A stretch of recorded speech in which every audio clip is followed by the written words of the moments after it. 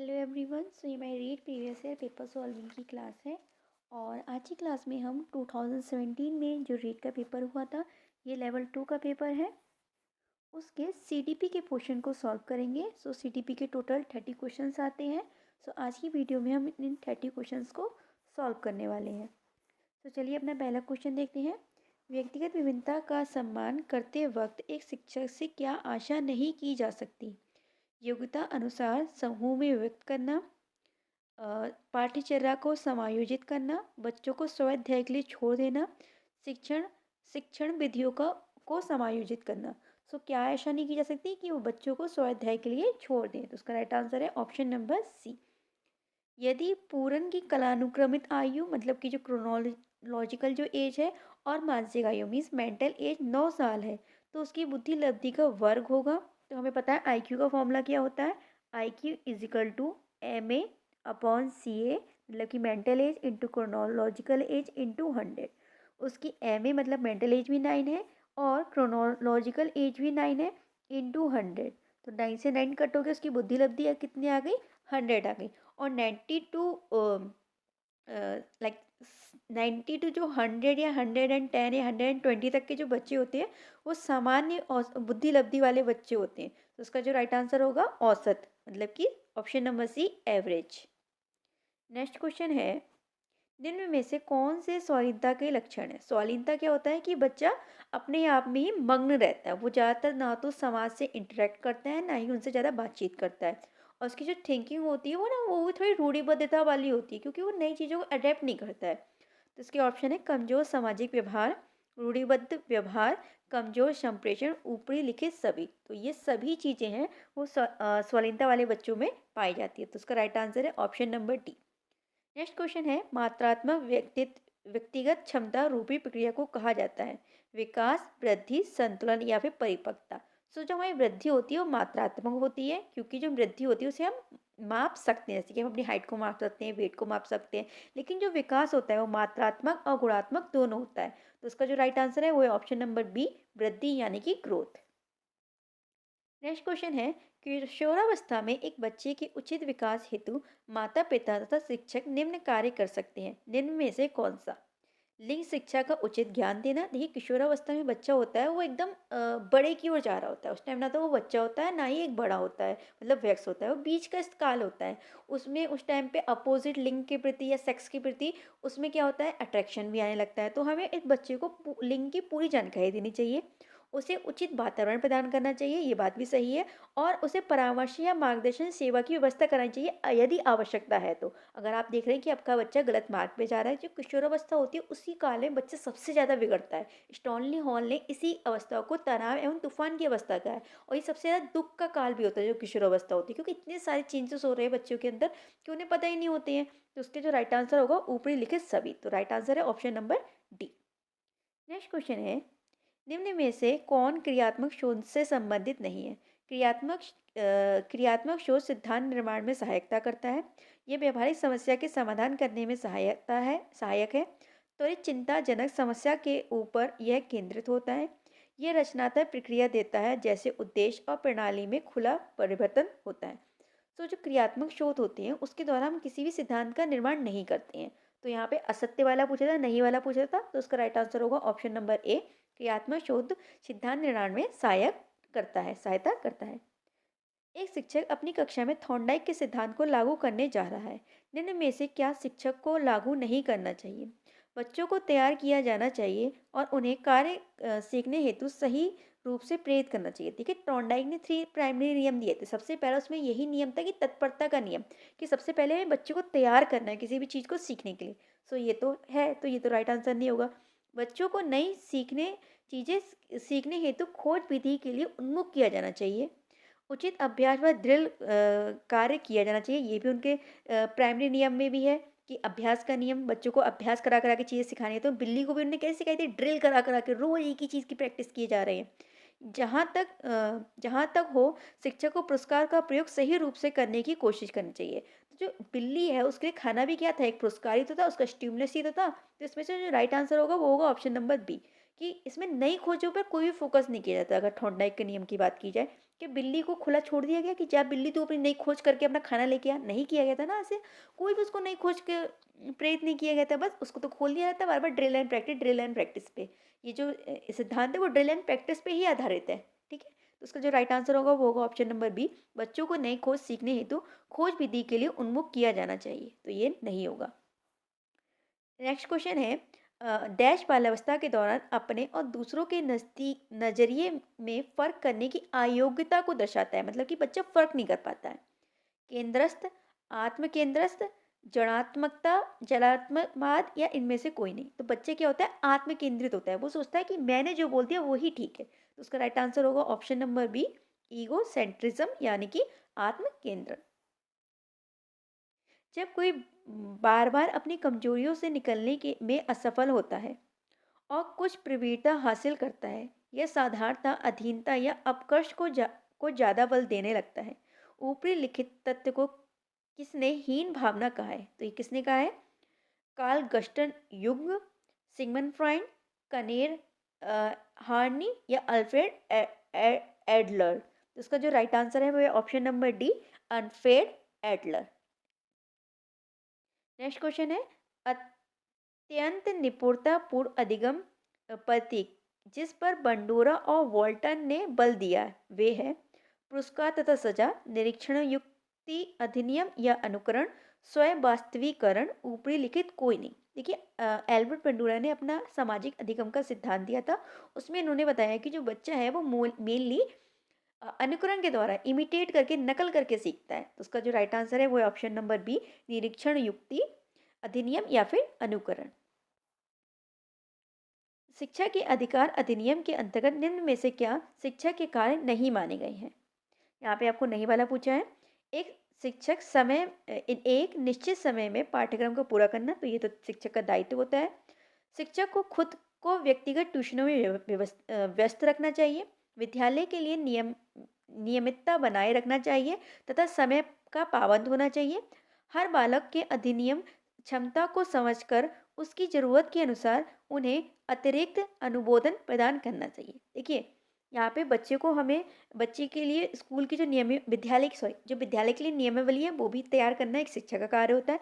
बच्चे की क्या क्या उसकी क्षमताएं हैं उसके अनुसार उसको अधिगम कराना ये भी शिक्षक का कार्य होता है। लेकिन क्या आपने कभी ये देखा है कि शिक्षक कार्य बताया जा रहा है कि तुम जाके पर्सनल ट्यूशन लो, एक्स्ट्रा पैसे कमाओ? ये तो उनका कार्य नहीं होता है। इवन जो गवर्नमेंट टीचर को अगर पर्सनल ट्यूशन लेते हुए देखा गया, पकड़ लिया गया, तो उनकी जॉब तक चली जाती है, उन्हें रस्टिकेट कर दिया जाता है। तो उसका जो राइट आंसर है वो है ऑप्शन नंबर बी, शिक्षक को खुद के व्यक्तिगत ट्यूशन में व्यस्त रहना चाहिए। तो बच्चे के लिए कब काम करेगा, वो अपने लिए करता रहेगा ट्यूशन लेने में। फ्रॉइड की अनुशंसित संक्षिप्त व्यक्तित्व को बनावट के अनुसार निम्न में कौन मूलभूत तीव्र इच्छा से उठने के साथ ही तुरंत तथा अनैच्छिक रूप से सभी नियम या जीवन की सत्ता तथा नैतिकता की अवहेलना करते हुए संतुष्ट करता है? तो ये कौन करता है? Super ego, both ego and super ego, it या फिर अहम। सो इसका संबंध किससे? इसका संबंध है इट से, आईडी इट। इट क्या होता है? एक तरीके से आप समझ लीजिए ये एक बुरा व्यवहार है। ये कहता है कि मुझे ये चीज़ चाहिए तो चाहिए तो चाहिए, एनी कॉस्ट, मतलब किसी भी कॉस्ट पे मुझे चाहिए ही चाहिए। ठीक है, लेकिन हम क्या करते हैं, अपनी जो हमारी ऐसी इच्छाएं होती हैं जो सही नहीं होती हैं उनको हम दबा के इड में रख देते हैं। तो राइट आंसर है ऑप्शन नंबर सी। निम्नलिखित में से किस तकनीक के अंतर्गत एक बच्चा किसी चीज़ को हासिल करता है जिसे बाद में वो अपने इच्छुक चीज, कार्य या लाभ बदल सकता है? टोकन इकोनॉमी, गठन करना, विलोपन, अप्रकट संवेदीकरण। तो उसका जो राइट आंसर है वो है ऑप्शन नंबर ए, टोकन इकोनॉमी। समायोजन प्रक्रिया के दौरान विद्यार्थीगण बहुत से विरोधाभासी परिस्थितियों से गुजरते हैं। उदाहरण स्वरूप एक शिक्षार्थी शिक्षक से के सामने पहले अपनी गलती स्वीकार करना चाहता है, पर इसके साथ ही वह शिक्षक द्वारा दंडित होने से भी डर रहा है। निम्न में से किसके सापेक्ष में इसे अच्छी तरह समझा गया है?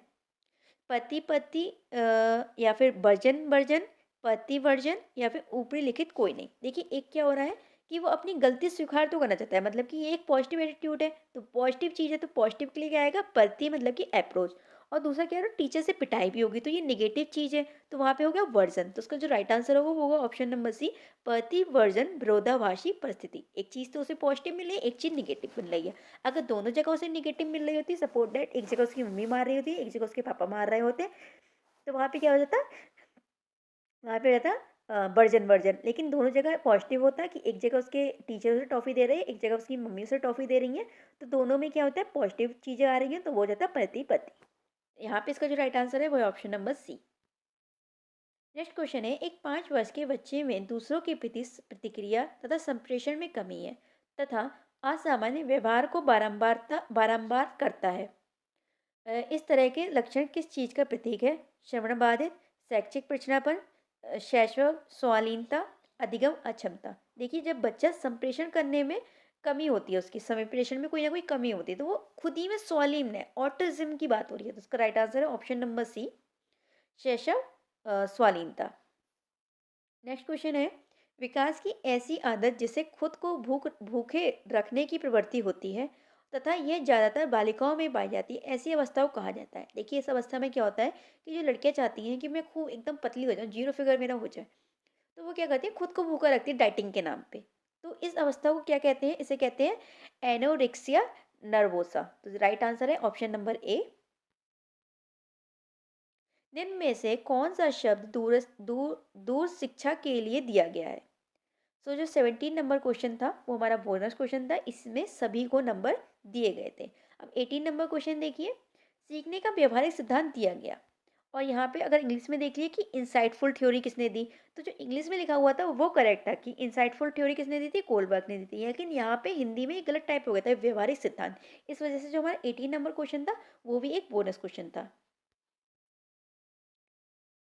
निम्नलिखित में से कौन सी संस्था प्रशिक्षण नियमावली तथा कार्यक्रमों का विकलांगता पुनर्वास के लिए भारत में क्रियान्वित करता है?